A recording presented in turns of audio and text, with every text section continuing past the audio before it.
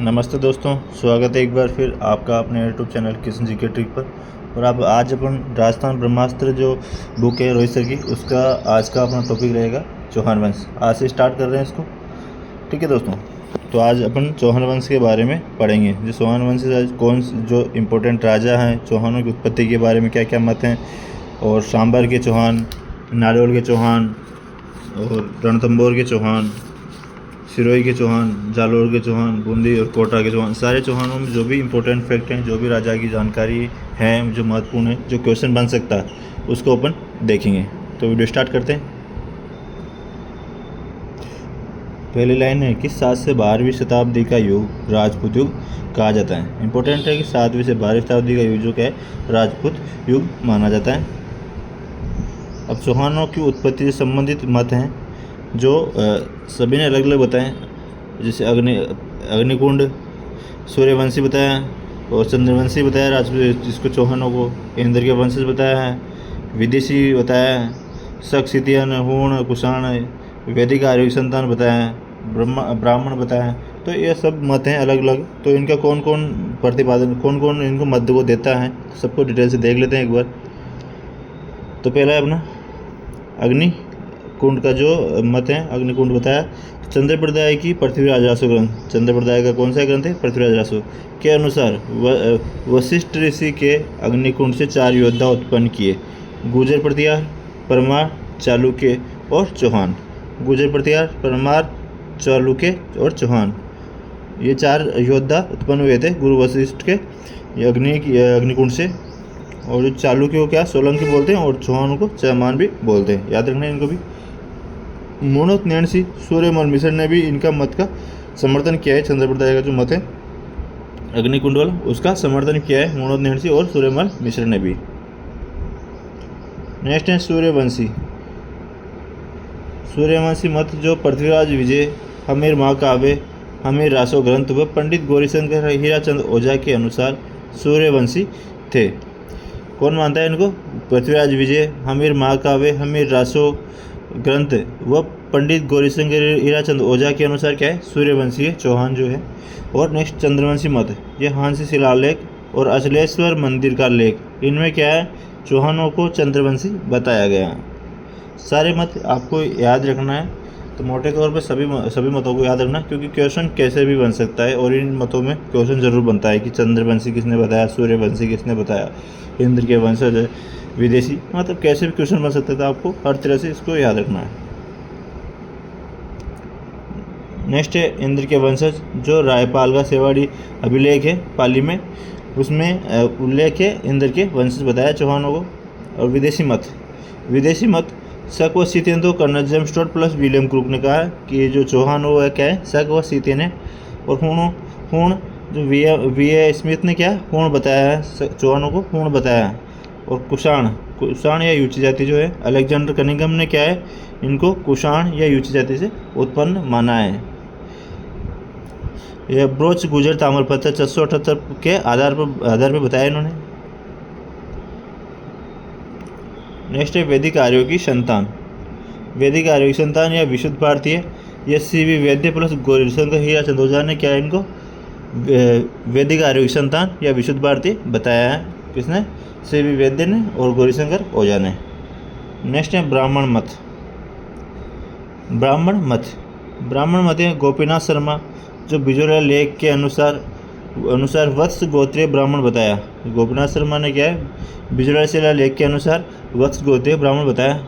और इसके अलावा प्लस डॉक्टर दशरथ शर्मा, जिनका ग्रंथ है अर्ली चौहान डायनेस्टिक, इन्होंने भी क्या है, ब्राह्मण मत दिया है इसमें मतलब अर्ली चौहान डायनेस्टिक ग्रंथ में पता है। और डॉक्टर भंडारकर और कायम खां रासो का ग्रंथ कौन सा है, कायम खां रासो, जो इनका ग्रंथ के रचयिता कौन है, कविजान के अनुसार भी क्या है, ब्राह्मण मत माना है। तो ये सारे मत हो गए, तो इनको याद रखना। अब देखते हैं अपन आगे। नेक्स्ट है सांबर अजमेर के चौहान। तो चौहानों का मूल स्थान सपाद लक्स सांबर के आसपास का था। जो सांबर के आसपास का क्षेत्र, उसको क्या बोलते हैं, सपाद लक्स। इन्हें शाकंभरी सांबर के चौहान कहा जाता है। इन्हें शाकंभरी के चौहान कहा जाता है। जो सांबर के चौहान, उनको क्या शाकंभरी के चौहान कहा जाता है। आगे देखते हैं। चौहानों ने प्रारंभिक राजधानी अहिछत्रपुर नागौर को बनाया था। जो सांबर अजमेर के चौहान थे, उन्होंने अपने क्या प्रारंभिक राजधानी किसे बनाया? अहिछत्रपुर नागौर को बनाया। इसके बाद क्रमशः सांबर और अजमेर इनकी राजधानी बनाया था इन्होंने। इंपॉर्टेंट पॉइंट है, वही पढ़ते चलेंगे और जल्दी जल्दी कंप्लीट करेंगे, क्योंकि अगर मान लो इनको अपन ज़्यादा डीपली कहानियाँ वगैरह से तो रिलेटेड जोड़ेंगे तो बहुत लंबी वीडियो हो जाती है, तो अपन फैक्ट टू फैक्ट बात करेंगे ओनली। ओके, नेक्स्ट है वासुदेव चौहान। नेक्स्ट वन, वासुदेव चौहान जो शासक थे 551 ईस्वी में। चौहान वंश का संस्थापक या आदि पुरुष या मूल पुरुष कहलाते हैं वासुदेव चौहान। बिजोलिया शिलालेख के अनुसार वत्स गोत्रीय ब्राह्मण बताया जिसने सांबर झील का निर्माण करवाया। वासुदेव ने क्या है? सांबर झील का निर्माण करवाया था, और इनको बिजोलिया शिलालेख के अनुसार क्या है? वत्स गोत्रीय ब्राह्मण बताया गया है वासुदेव चौहान को। नेक्स्ट है राजधानी अहिछत्रपुर नागौर को बनाया था इन्होंने। नोट है कि प्रारंभ में चौहान जो गुर्जर प्रतिहारों के सामंत थे। याद रखना कि जो चौहान थे वो गुर्जर प्रतिहारों के सामंत थे प्रारंभ में, परंतु गुहक प्रथम ने इनकी अधीनता अस्वीकार कर दी। तब से क्या ये स्वतंत्र हो गए चौहान। तो देख लेते हैं गुहक प्रथम जो दुर्लभ राज का पुत्र था और प्रतिहार शासक नागबर द्वितीय का सामंत था। ठीक है। हर्षनाथ मंदिर श्रीकर का निर्माण करवाया इसने। हर्षनाथ मंदिर जो सीकर में है, हर्षनाथ मंदिर, उसका निर्माण गुहक प्रथम ने करवाया था। इंपॉर्टेंट नोट है कि हर्ष जी चौहानों के इष्ट देवता या आराध्य देव हैं। इष्ट देव और आराध्य देव कौन है? हर्षनाथ जी चौहानों के इष्ट देव या आराध्य देव हैं। नेक्स्ट है चंदनराज इनकी पत्नी रुद्राणी पुष्कर झील में प्रतिदिन 1000 दीपक जलाकर महादेव जी की उपासना करती थी, इसलिए चंदनराज को भी ऐसे याद नहीं करते, लेकिन ये भी इंपॉर्टेंट इसलिए हो जाता है कि इनकी पत्नी जो रुद्राणी है वो पुष्कर झील में प्रतिदिन 1000 दीपक जलाकर महादेव जी की पूजा उपासना करती थी। नेक्स्ट है सिंहराज, महाराजाधिराज की उपाधि मिली इनको। नेक्स्ट है विग्रहादित्य। नेक्स्ट कौन सा है? विग्रहादित्य प्रारंभिक चौहान शासकों में सबसे प्रतापी शासक था और अहिलवाड़ा के चालुक्य शासक मुराज प्रथम को हराया था इन्होंने। बड़ौज गुजरात में अपनी कुलदेवी आशापुरा माता का मंदिर बनाया विग्रहराज द्वितीय ने। याद रखना इंपॉर्टेंट है कि जो अपनी कुलदेवी आशापुरा माता का मंदिर जो चौहानों ने कहाँ बनाया था और किसने बनाया था? तो बड़ौज गुजरात में बनाया था और विग्रहराज द्वितीय ने बनाया था।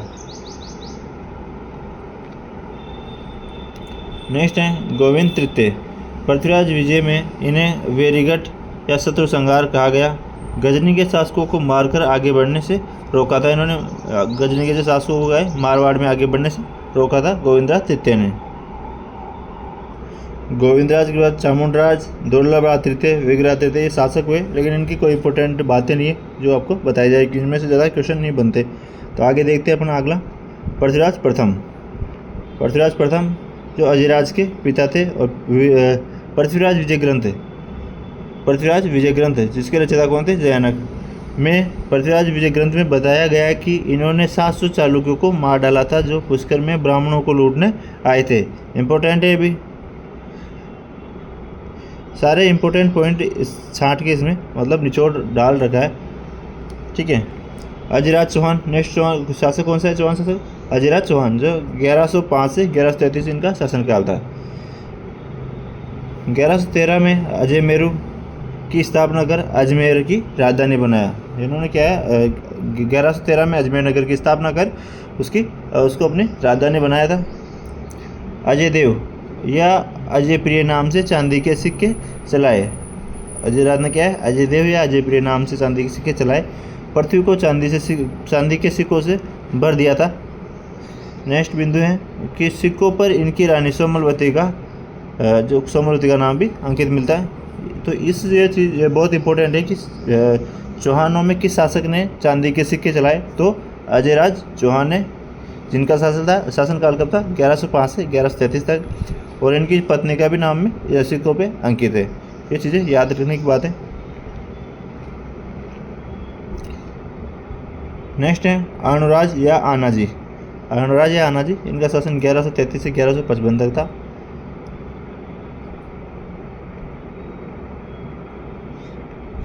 तुर्क आक्रमणकारियों को खदेड़ा और मालवा के शासक नरवर्मन को पराजित किया था अर्णोराज या आनाजी ने।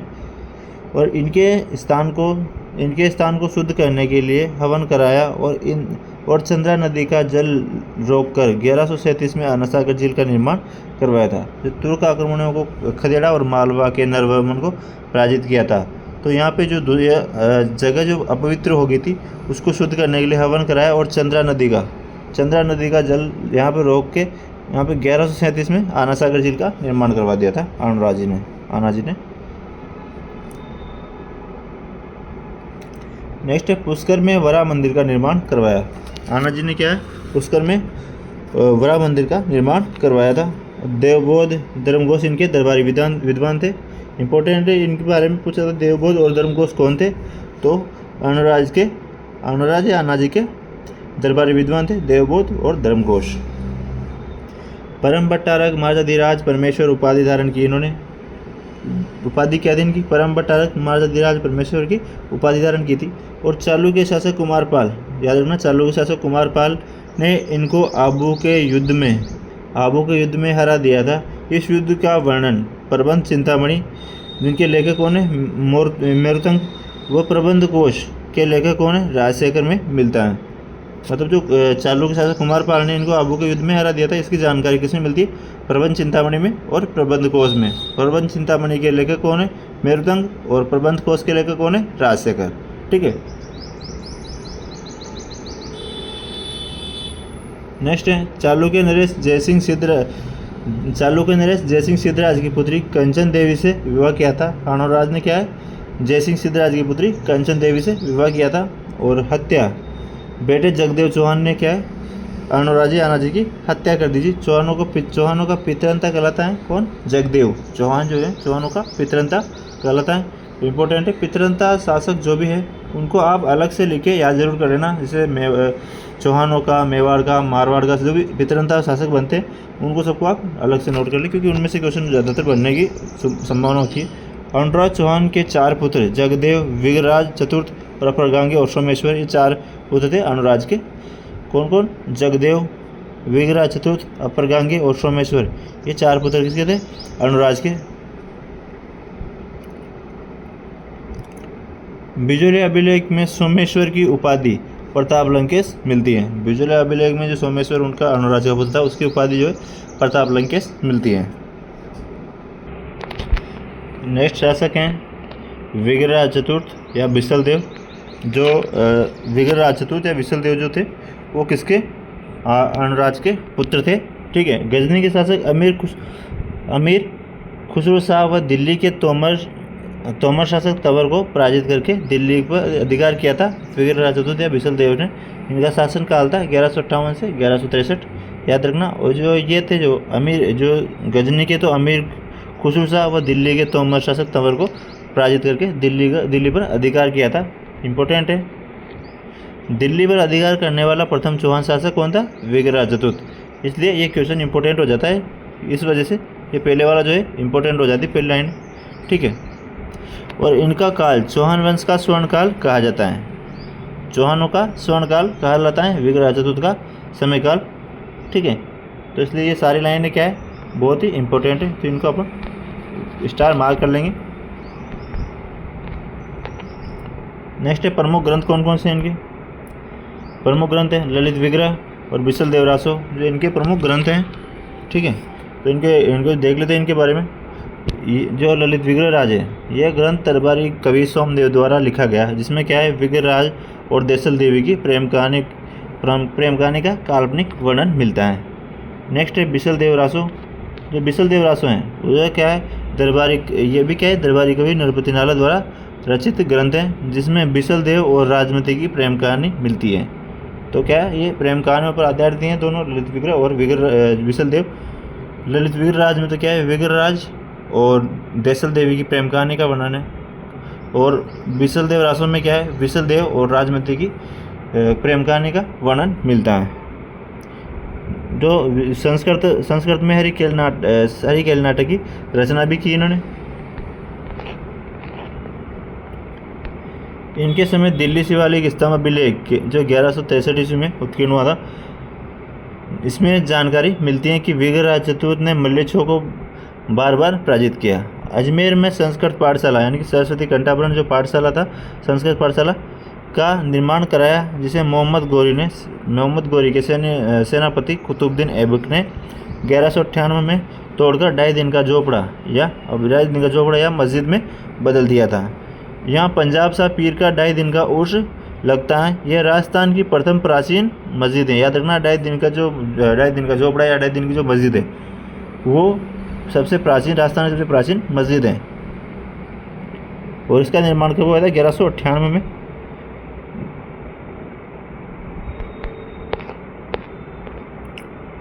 नेक्स्ट है कवि या विद्वानों का आश्रयदाता होने के कारण इन्हें कवि बांधव, किसने कहा? जैन ने कवि बांधव कहा। किनको? विग्रहराज चतुर्थ को। जबालीपुर का नाम बदलकर जलालाबाद कर दिया और टोंक बिशलपुर कस्बा व बिसल सागर बांध बनाया। टोंक बिशलपुर कस्बा व बिसल सागर बांध इन्होंने बनाया था विग्रहराज चतुर्थ ने या बिशलदेव चौहान ने। ठीक है, आगे देखते हैं पृथ्वीराज चौहान द्वितीय के बारे में देखते हैं। पृथ्वीराज चौहान द्वितीय, जो इनकी रानी सुहव देवी ने मैनाल में सुहेश्वर शिव मंदिर, कौन सा? सहुवेश्वर शिव मंदिर का निर्माण करवाया था। नेक्स्ट है पृथ्वीराज तृतीय, जो सबसे इम्पोर्टेंट राजा हैं और सबसे बड़े शासक भी रहे, मतलब इनका इतिहास भी थोड़ा बड़ा रहा है, तो इनको अपन डिटेल से देखते हैं। ठीक है, तो आप इनको ध्यानपूर्वक सुनते हुए चलना और इनकी जो है हर एक पॉइंट है उसको ध्यानपूर्वक सुनते रहना बस। ठीक है, तो पृथ्वीराज चौहान तृतीय का शासनकाल 1177 से 1192 तक इनका शासनकाल था। और इनका जन्म जो है, पृथ्वीराज चौहान तृतीय का जन्म 1166 में अनिल पाटन गुजरात में इनका जन्म हुआ था। पिता इनके सोमेश्वर थे और माता कर्पूरी देवी थी। सेनाध्यक्ष कौन था? भुवनमल इनका सेनाध्यक्ष था। और मुख्यमंत्री कौन थे? कदम्बास और केमास जो है इनका मुख्यमंत्री था पृथ्वीराज चौहान तृतीय का।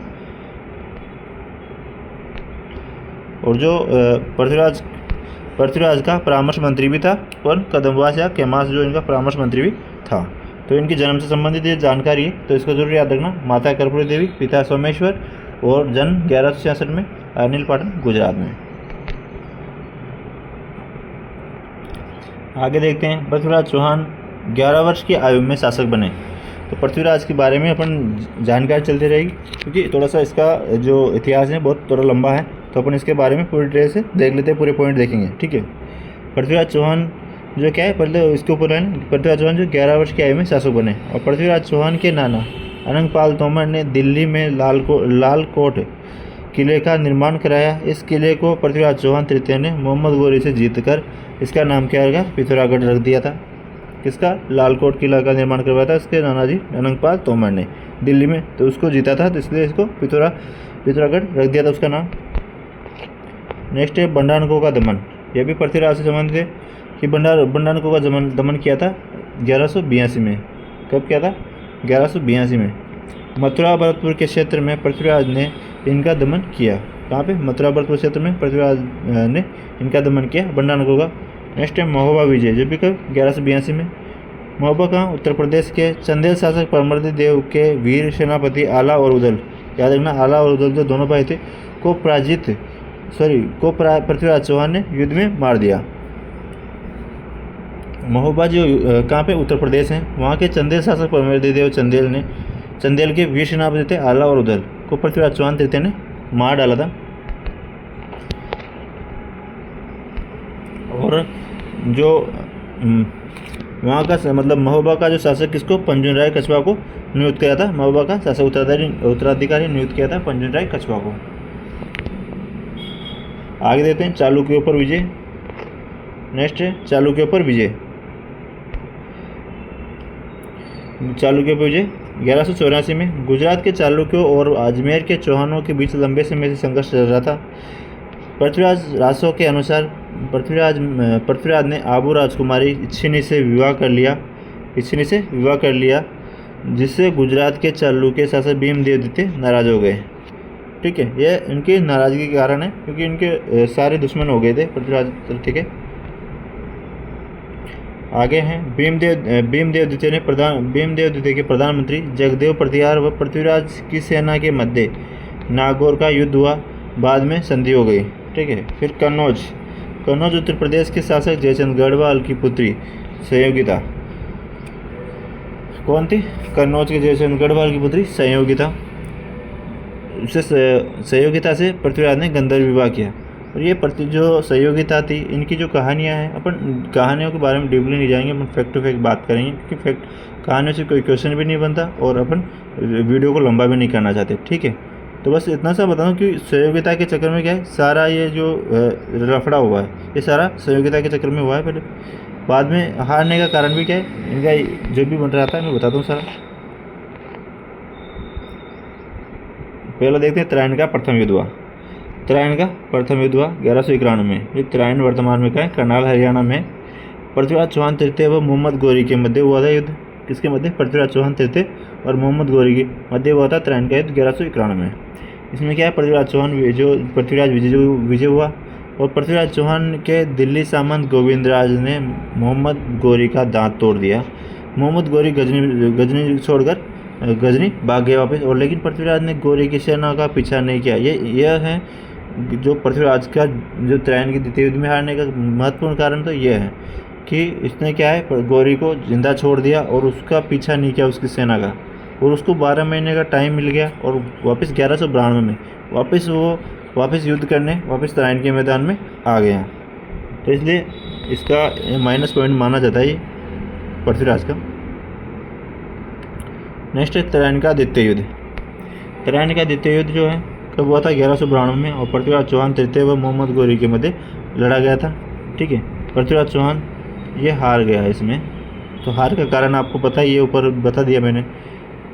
ठीक है, भारत में मुस्लिम शासन की स्थापना हुई और पृथ्वीराज चौहान को शीर्षा के पास बंदी बना लिया गया। अब यहाँ पे सबके अलग अलग मत बनते हैं। कोई तो जो पृथ्वीराज चौहान को क्या है, शीर्षा के पास बंदी बना लिया गया, ऐसा भी कहा जाता है। और अगला मत यह भी बनता है कि पृथ्वीराज को मोहम्मद गौरी ने जो है कहाँ ले गया, अफगानिस्तान ले गया था, गजनी ले गया था। गजनी पे क्या है, वहाँ पे चंद्रप्रदाय के शब्दभेदी बाण के माध्यम से गौरी को मारा था।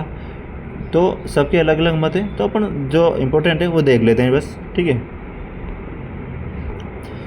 ये आ गया कि पृथ्वीराज रासो के अनुसार मोहम्मद गौरी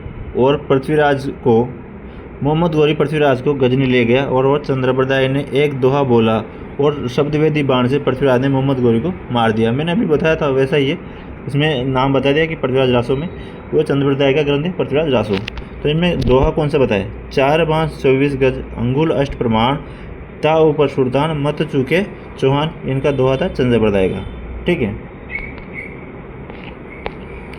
इम्पोर्टेंट महत्वपूर्ण बिंदु है इसी से संबंधित है। तो जो मोहम्मद गौरी भारत में मुस्लिम साम्राज्य का संस्थापक बना, सही है भी। और पृथ्वीराज चौहान जो था वो अंतिम हिंदू सम्राट था, अंतिम हिंदू सम्राट था। और पृथ्वीराज चौहान ने चारों ओर दुश्मनों का खात्मा कर दलपुंगल जो विश्व विजेता दलपुंगल की उपाधि थी, विश्व विजेता होने के कारण की उपाधि धारण की। इनकी अन्य उपाधियाँ रायपिथोरा भी है, पृथ्वीराज की उपाधियाँ दलपंगुल और रायपिथोरा, इनकी किसकी? पृथ्वीराज चौहान तृतीय की उपाधियाँ हैं। नेक्स्ट है पृथ्वीराज चौहान के दरबारी कवि कौन थे? जयानक, चंद्रप्रदाय, जयानक, विद्यापति गौड़, वागीश्वर जनार्दन, आसादर, विश्वरूप थे। ये क्या इसके दरबारी विद्वान थे पृथ्वीराज चौहान तृतीय के। पृथ्वीराज रासो ग्रंथ पिंगल भाषा में चंद्रप्रदाय ने लिखा। इस ग्रंथ को चंद्रप्रदाय के पुत्र जलन ने पूरा किया था। किसको? पृथ्वीराज रासो ग्रंथ को क्या है, जलन ने पूरा किया था। नोट है, इंपॉर्टेंट नोट है कि चंद्रप्रदाय का मूल नाम क्या था? पृथ्वी भट्ट वल्लादी जो है चंद्रप्रदाय का मूल नाम था। नेक्स्ट पॉइंट है पृथ्वीराज विजय ग्रंथ, जो संस्कृत भाषा में और जयानक ने लिखा था।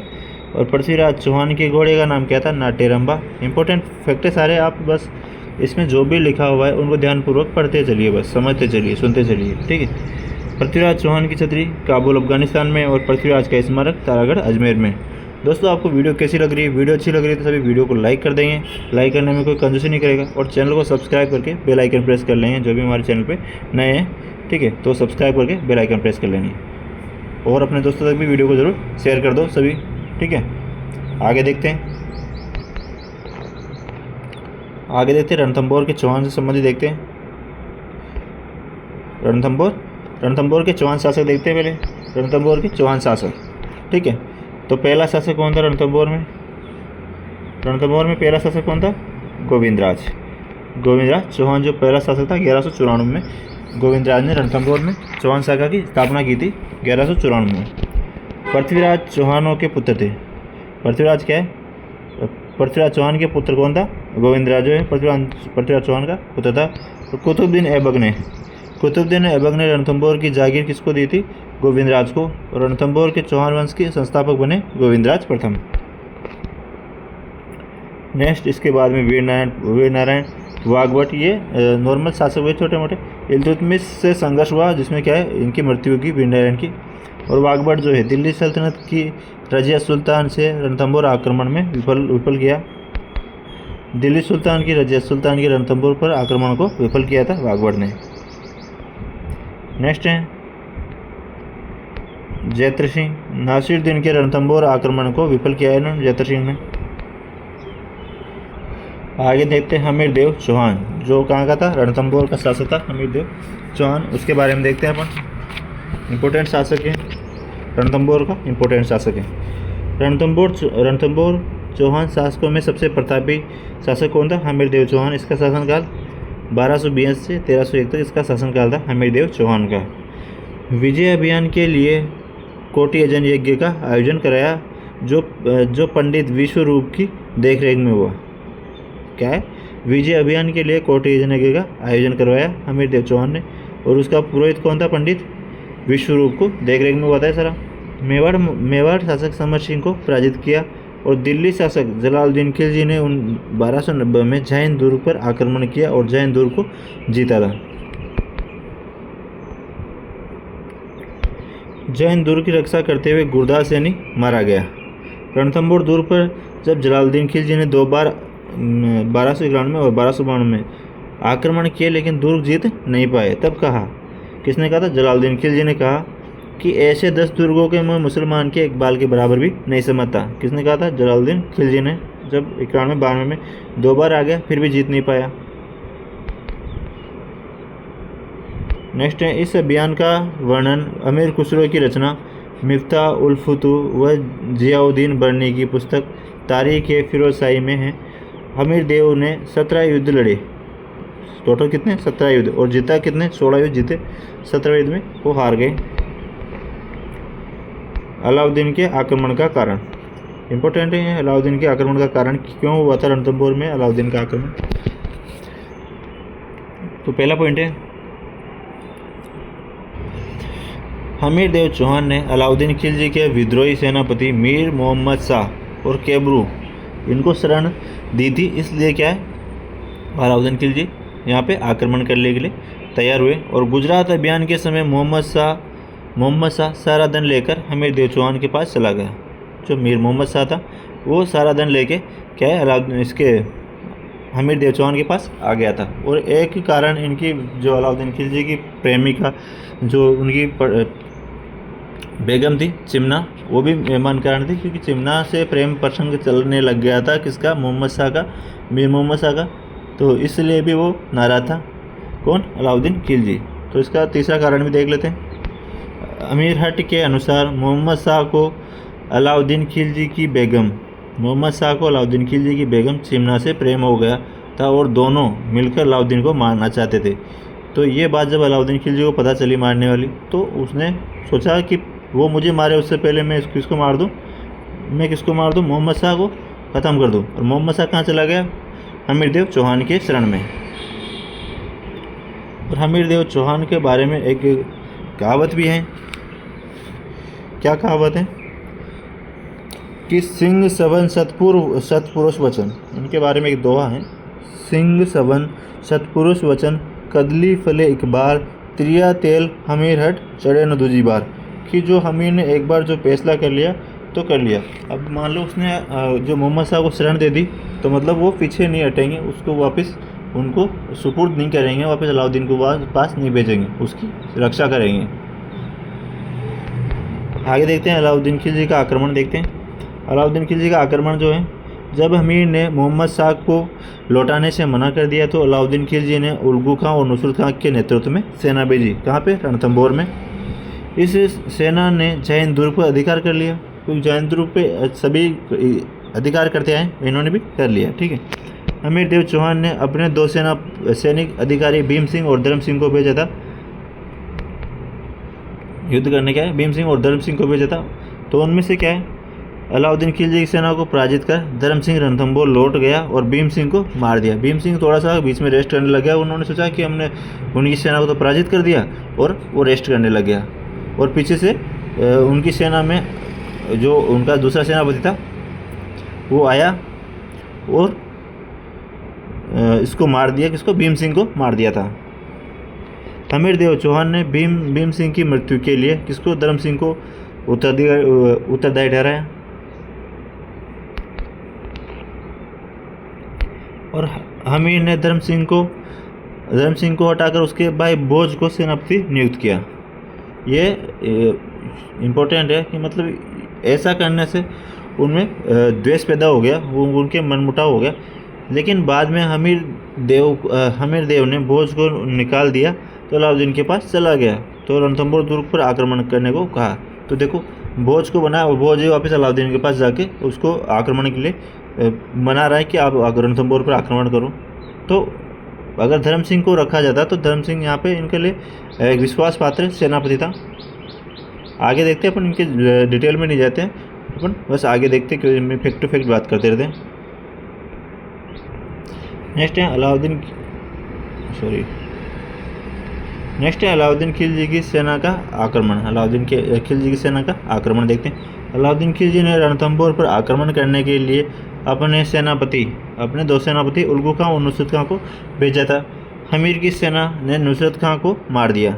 हमीर की सेना ने तो क्या, नुसरत खां की सेना नुसरत को तो मार दिया, लेकिन जो उल्गू खां था उसने क्या, वापस वो बाद में ऐसे बाहर चला गया था विचरण करने के लिए, घूमने के लिए। तो उसने वापस आके किसको मारा था? भीम सिंह को मार दिया था, याद रखना है। और आगे देखते हैं अलाउद्दीन खिलजी का आना। हमीर खुसरो की रचनाएं खजान उल्फतु या तारीख अलाई भी अलाउद्दीन खिलजी की सेना के साथ आया था।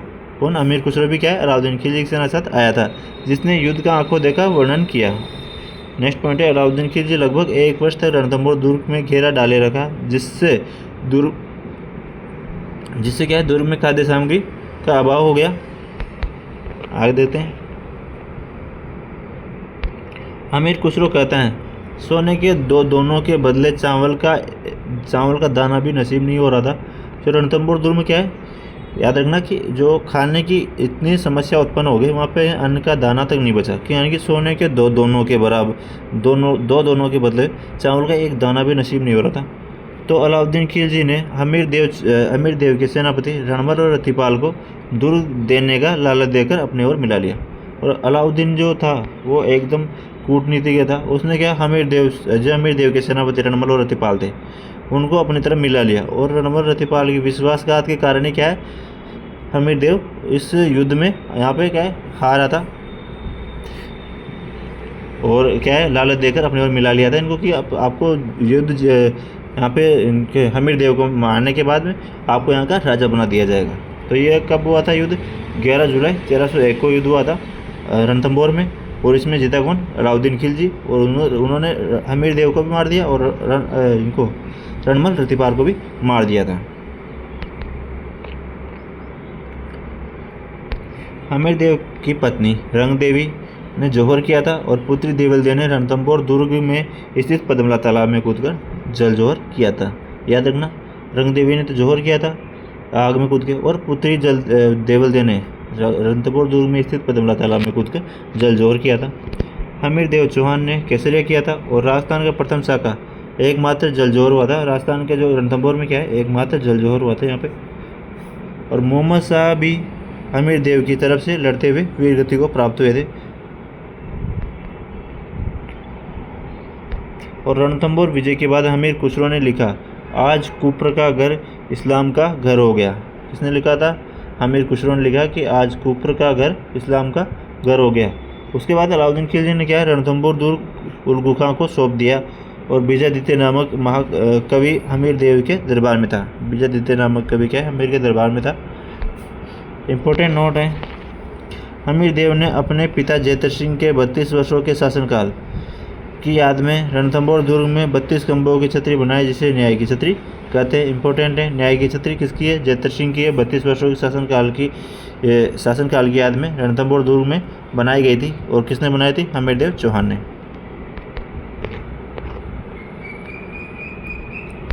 नेक्स्ट है, हमीर देव चौहान के लिए कहे, जो मैंने अभी पहले आपको बताया था कि सिंह सवन सतपुरुष वचन कदली फले एक बार, त्रिया तेल हमीर हट चढ़े न दूजी बार। जो इनके बारे में कहा गया, हमीर देव चौहान के बारे में कहा गया है। नेक्स्ट ग्रंथ हैं और लेखक कौन है? लेखक है तो हमीर महाकाव्य किसने लिखा था? नयनचंद्र सूर्य ने लिखा था। और हमीर रासो किसने लिखा था? हमीर रासो 2 हैं, याद रखना इनको। हमीर रासो कितने? 2 हैं। तो पहला तो किसने लिखा था? सारंगधर ने। और दूसरा जो हमीर रासो है वो किसने लिखा था? जोधराज ने। अब इनको याद कैसे रखोगे? जो हमीर रासो हैं वो सारंगधर ने लिखा था 14वीं शताब्दी में संस्कृत भाषा में। तो सारंगधर वाला याद रखना, 14वीं शताब्दी में संस्कृत भाषा में। तो आपसे पूछा जाएगा कि 14वीं शताब्दी में हमीर रासो की रचना किसने की, और 18वीं शताब्दी में हमीर रासो की रचना किसने की? तो हमें 18वीं शताब्दी में अहिरवाटी भाषा में तो किसने की? जोधराज ने की थी हमीर रासो की रचना। और 14वीं शताब्दी में संस्कृत भाषा में सारंगधर ने की थी। तो ये इंपॉर्टेंट है, सारे इनको याद रखना। हमीरहट किसने की थी रचना? चंद्रशेखर ने। सूर्यजन चरित्र चंद्रशेखर ने। हमीर बंधन अमृत कैलाश ने। और हमीरायण ये भांडव व्यास ने की थी हमीरायण की रचना। आगे हैं नाडोल के चौहान। दोस्तों मैं आपको एक बात बता दूं कि चाहे अपने वीडियो 50-55 मिनट की हो जाए, लेकिन चौहान वंश से संबंधित जो भी क्वेश्चन बनेगा, आप इस वीडियो के देखने के बाद चौहान वंश से संबंधित जो भी क्वेश्चन बनेगा इसी फैक्ट में से बनेगा। तो आप इस वीडियो को चाहे 1 बार 2 बार देख, लेकिन इसमें से इसके अलावा कोई क्वेश्चन या फैक्ट नहीं बन सकता। तो आपको बस क्या करना है, वीडियो को देखना है, क्योंकि वीडियो थोड़ी लंबी होगी। मैं इतनी स्पीड से पढ़ा रहा हूँ, लेकिन फिर भी वीडियो लंबी होगी। देखो इससे जल्दी तो मैं पढ़ा नहीं सकता, ठीक है। तो क्योंकि थोड़ा बहुत जितना समझाना होता है उतना समझाना भी पड़ता है, और जहाँ स्लो स्पीड में चलना होता है वहाँ स्पीड भी चलते हैं। तो देखते हैं नाडोल के चौहान देखते हैं, वो ज़्यादा टाइम वेस्ट नहीं करते। जो शाकंभरी के चौहानों के बाद यह प्रथम चौहान राज्य था, तो नाडोल के चौहान। और संस्थापक कौन था? लक्ष्मण चौहान, जो 960 ईस्वी में नाडोल शाखा की स्थापना की। शाकंभरी नरेश वाघपति राज का पुत्र था। नाडोल शाखा के कीर्तिपाल चौहान ने मेवाड़ शासक सामंत सिंह को पराजित कर मेवाड़ को अपने अधीन किया। नाडोल के चौहान जालोर के चौहानों में विलीन हो गए। नाडोल के चौहान क्या है? जालोर के चौहानों में विलीन हो गए थे, तब जालोर के चौहान पढ़ लेते। तो जालोर के चौहान संस्थापक कौन है? कीर्तिपाल चौहान, जो 1188 में जालोर के चौहान वंश की स्थापना की। जालोर में क्या है? चौहान वंश की स्थापना की थी।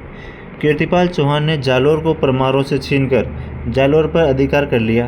प्राचीन शिलालेखों में जालोर का नाम क्या मिलता है? जबालीपुर। व जालोर के किले का नाम स्वर्णगिरी मिलता है। इंपॉर्टेंट है, सारे जो पॉइंट हैं सारे इंपॉर्टेंट है, ध्यानपूर्वक सुनते चलिए। कि कीर्तिपाल चौहान ने तो क्या है? जालोर को परमारों से छीनकर जालोर पर अधिकार कर लिया था। और प्राचीन शिलालेखों में जालोर का नाम जबालीपुर, जालोर के किले का नाम स्वर्णगिरी मिलता है। सोनगढ़ पर्वत से इस शाखा का नाम सोनगढ़ा चौहान है। सोनगढ़ पर्वत से इस शाखा का नाम क्या पड़ा? सोनगढ़ा चौहान, याद रखना। नेक्स्ट है जो जालोर के चौहानों से संबंधित जो शासक है, पहला चौचिंदेव। दिल्ली के सुल्तान नासिरुद्दीन महमूद तथा बलबन का समकालीन था, फिर भी इसके समय क्या है? आक्रमण नहीं हुआ। और नेक्स्ट शासक है कानड़देव चौहान। नेक्स्ट शासक कौन है? कानड़देव चौहान, जो 1305 से 1311 तक इनका शासनकाल था। कहाँ पे? रणथंभौर जालोर में। कानड़देव प्रबंध के रचयिता कौन थे? पद्मनाभ। जालोर के शासक अकेराज के दरबारी थे। तो किनके? कानड़देव प्रबंध ग्रंथ के अनुसार अलाउद्दीन खिलजी ने गुजरात अभियान के लिए रास्ता मांगा था। कानड़देव के मुख्यमंत्री जैता देवड़ा ने अलाउद्दीन खिलजी की सेना पर हमला कर दिया। मोहम्मद न्यासी के अनुसार अलाउद्दीन खिलजी की पुत्री फिरोजा कानड़देव के पुत्र विरमदेव से विवाह करना चाहती थी, परंतु विरमदेव ने शादी करने से मना कर दिया। फिरोजा को क्या है जो पसंद आ गया था? कौन? विरमदेव। जो मुगल दरबार में गया हुआ था विरमदेव, तो वहाँ पे उसने देखा दाढ़ी मूंछ वाले ठाट बाट से विरमदेव बैठा, तो उसको देखा तो उससे फिरोजा ने कहा अलाउद्दीन को कि पिताजी मुझे तो यही चाहिए। लेकिन क्या विरमदेव ने मना कर दिया था कि मैं नहीं करूँगा शादी, और वहाँ से भाग के भी आ गया था। अलाउद्दीन खिलजी का सिवाना अभियान 2 जुलाई 1308 को हुआ था। अलाउद्दीन खिलजी की सेना ने सेनापति कमालुद्दीन गुरु के नेतृत्व में सिवाना दुर्ग पर आक्रमण किया।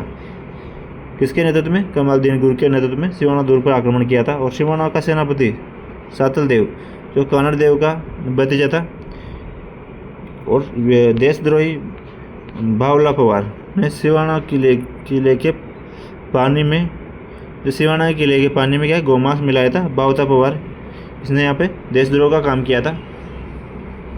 और अलाउद्दीन के सेनापति नाहर का तथा भोज मारे गए। इसमें सातल देव के नेतृत्व में केसरिया हुआ और महिलाओं ने जोर किया था। यहाँ पे कहाँ पे? जालोर में, सिवाना में पहला जोर हुआ था यहाँ पे तब 1308 में 2 जुलाई 1308 को सिवाना में जो जोहर हुआ था, महिलाओं ने जोर किया और सातल देव के नेतृत्व में केसरिया हुआ था। नेक्स्ट देखते हैं अलाउद्दीन खिलजी ने विजय के बाद सिवाना दुर्ग का नाम खैराबाद रखा। जीतने के बाद क्या रखा? खैराबाद नाम रखा था।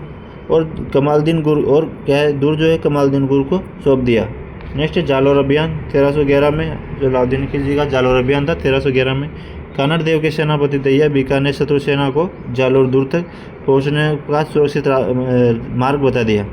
कानड़देव के सेनापति थे दहिया बीका, तो उन्होंने क्या है शत्रु सेना को जालोर दूर तक पहुंचने का सुरक्षित मार्ग बता दिया था। और कानड़देव और उसका पुत्र विरमदेव सोनगरा अलाउद्दीन की सेना के साथ युद्ध करते हुए वीरगति को प्राप्त हुए थे।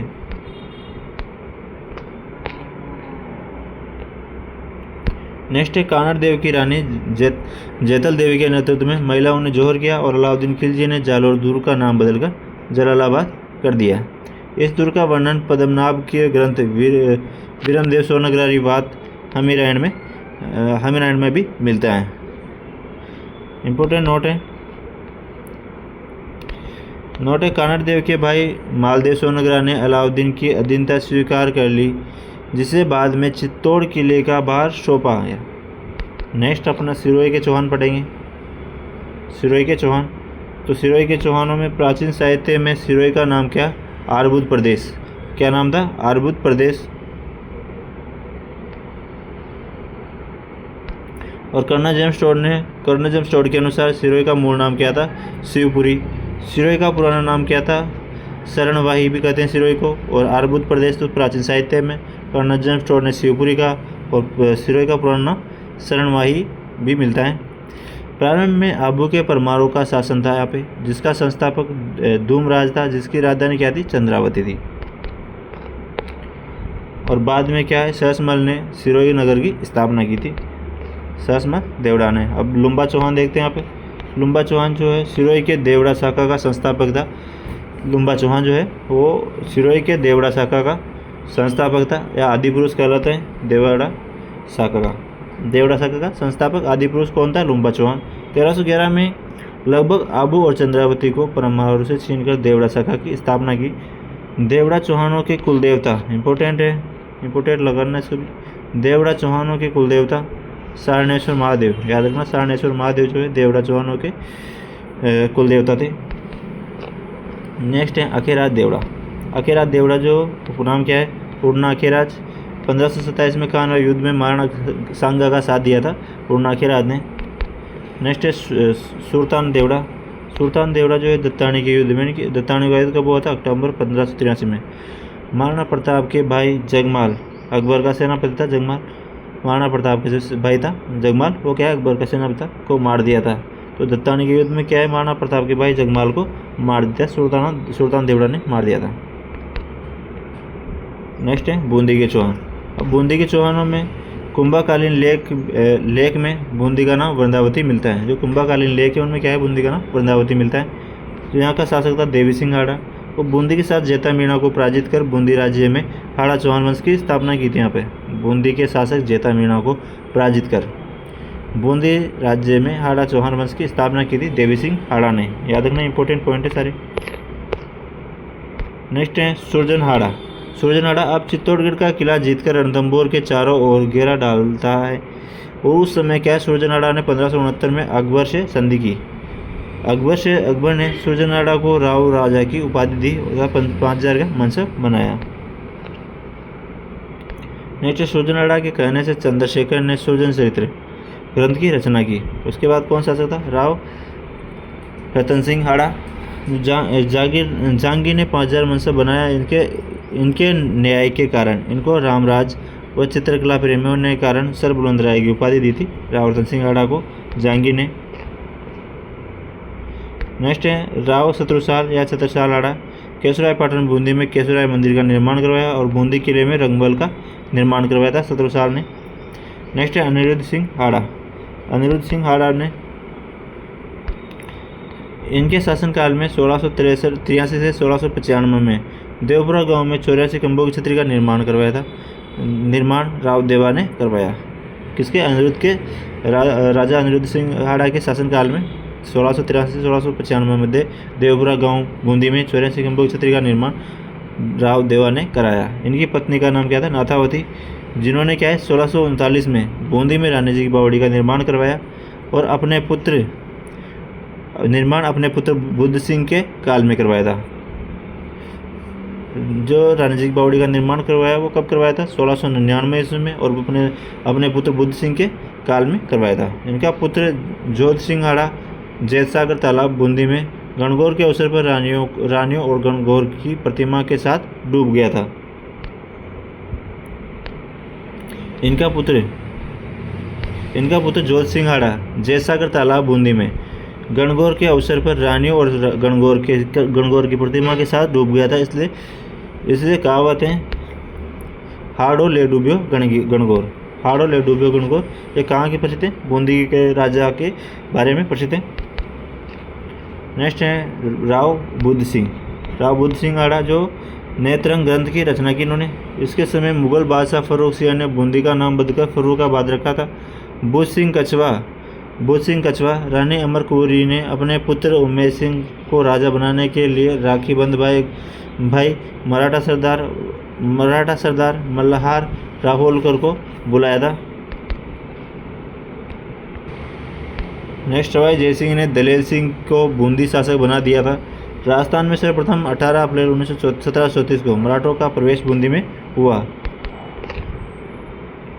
नेक्स्ट शासक है उमेश सिंह। जो उमेश सिंह के पास हुंजा नामक घोड़ा था और तारागढ़ बूंदी चित्रशाला का निर्माण करवाया उमेश सिंह ने। विष्णु सिंह जो 1818 में ईस्ट इंडिया कंपनी से संधि की विष्णु सिंह ने। और बहादुर सिंह जो बूंदी के अंतिम शासक रहे बहादुर सिंह। दोस्तों आपको वीडियो कैसी लग रही? वीडियो अच्छी लग रही तो वीडियो को लाइक कर दे और चैनल को सब्सक्राइब करके बेल आइकन जरूर प्रेस कर लेना। और चैनल को सब्सक्राइब करके बेल आइकन प्रेस करो तो उसके साथ अपने दोस्तों को तक भी शेयर कर देना इस वीडियो को जरूरी, ठीक है, तो उनका भी बेनिफिट इससे हो सके। और नोट्स PDF के लिए आपको टेलीग्राम लिंक आपको डिस्क्रिप्शन मिल जाएगा, वहाँ से आप टेलीग्राम ज्वाइन कर लीजिएगा। वहाँ पे आपको सब GK की सारी PDF सभी सब्जेक्ट के नोट्स वहाँ पे डले हुए हैं, ठीक है, तो वहाँ से आप पढ़ सकते हो फ्री में। देखते हैं अपन कोटा के चौहान देखते हैं।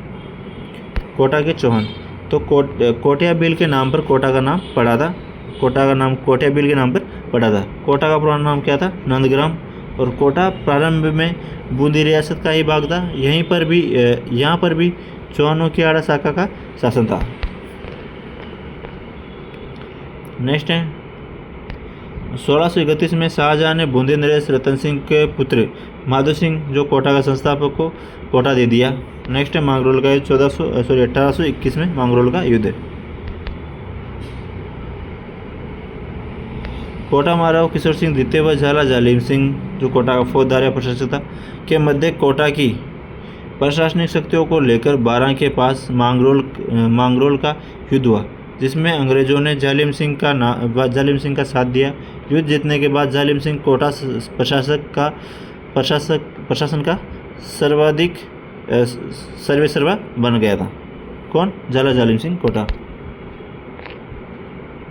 नेक्स्ट है 1838 में जालिम सिंह का पोता को अंग्रेजों ने कोटा रियासत के 17 परगने देकर झालावाड़ रियासत बना दी, जिसकी राजधानी झालरापाटन रखी।